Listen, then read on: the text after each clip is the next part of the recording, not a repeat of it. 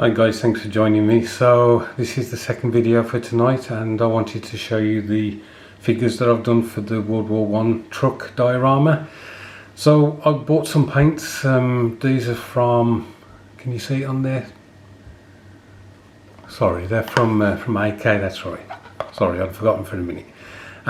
Because I'd seen the box on the internet and thought that these would work really well for painting up the British soldiers, but when I show you the actual colours, you can see that why I decided to go off piste a bit.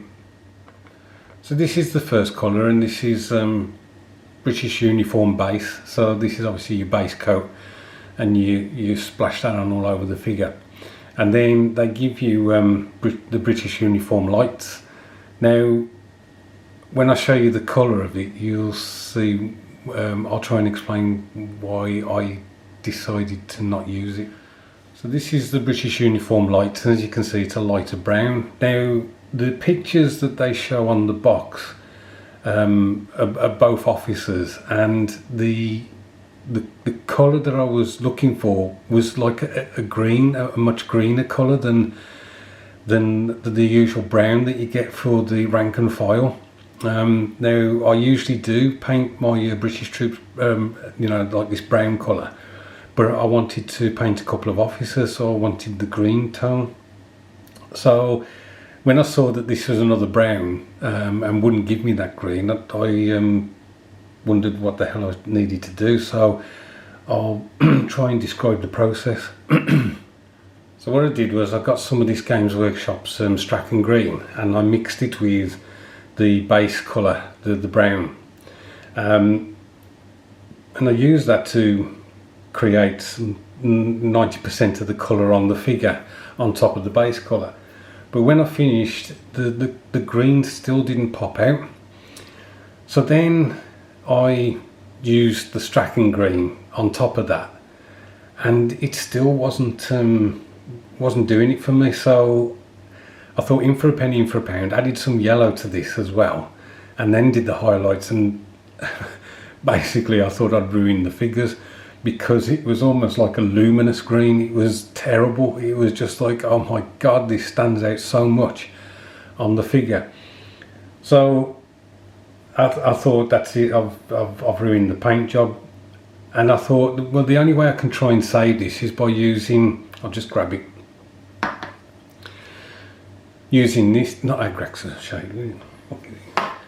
So here it is, guys. I'd grabbed the wrong bottle. It's Athonian camo shade, which is, as you can see, a green tint. It's the stuff I use for the grime, showing the level of the river on the diorama. So I just washed this all over the figure and let it dry, and when it had dried, I looked at the figures, and the colour for me was bang on. It was exactly what I wanted. It saved the figures. There was only two of them, two of the officers. The others were rank and file. So I shall show you the figures now and let you have a look at them. So I hope that's in focus. I'm having problems seeing through the camera myself. This is one of the officers. And as I say, the luminous green that was underneath has been toned down, but because the camo shade also went into the recesses as well, it really made these figures pop, and I am so happy with the result on these now. So that's the first officer. He's the khaki I used, Games Workshop's Ushabti Bone. And then I gave it a wash of Agrax Earth shade, I think it was, or maybe in Reichland Flesh shade. And then I just highlighted back up with Ushabti Bone. The next officer's got a lot more going on with his uniform, so we'll have a look at him. So this is the next guy. Both of these are MHA 1/72 scale figures. And as I say, I really like the way the green has come out on this guy. Really happy with this, and again the webbing and whatever's turned out really nice. What I may have to do, I'd forgotten, is I may have to put some khaki stripes on him to show his rank. I may have this guy as a captain and the other guy that was just standing there as a colonel or something like that. But yeah, so chuffed with these, and now it's a case of separating them from the bases, which can be a bit of a nerve-wracking experience, because if you put too much pressure on the figure, you can start cracking the paint off them.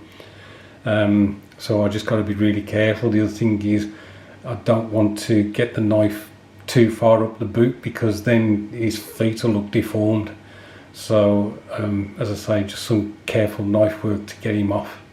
So the next two figures, the next one is another MH1, and it's from the same World War One British infantry set, but this one's got this one's actually one of the tank drivers or tank crew. So this is the tank crew chap. I'm getting quite a bit of shadow, I don't quite understand that, but anyway, this is the tank crew chap. Quite a straightforward paint job on him. All I did was I used that uniform base, then I used Agrax Earthshade, and then I just I highlighted with the uniform base and then did another highlight, just adding a bit more.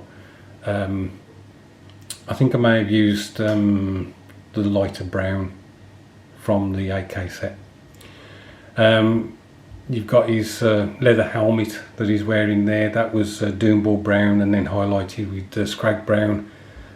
And he's wearing his face protection that the tank crews wore, because the splinters on the inside the tank, if it was impacted, so they had to use these face guards to stop getting their faces shredded by, as I say, bits of splinters flying through the tank.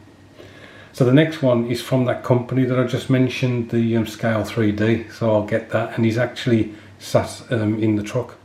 So here he is, guys. It was amazing. I hadn't got a driver for the truck, and obviously there was some seated guys with the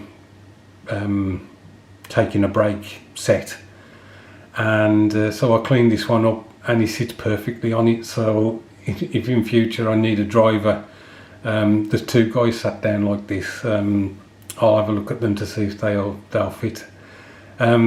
He's holding out his canteen. I don't know quite what he's doing, because he's obviously he's going to be looking at one of the officers. So I don't know whether he's saying, "Look, sir, I haven't finished my dinner," or "Would you like a spot of tea?" But there we go. Really nice figure to paint. Some lovely detail on him, and he goes out of focus as I move the camera around. There we go. So yeah, really enjoyed painting all these figures once that catastrophe was averted. Anyway, guys, I'm going to shoot and do some more work on the Dio. I've got to basically highlight and weather the tank. Thanks ever so much for watching. I hope your weekend is going well, and I'll catch up with you soon.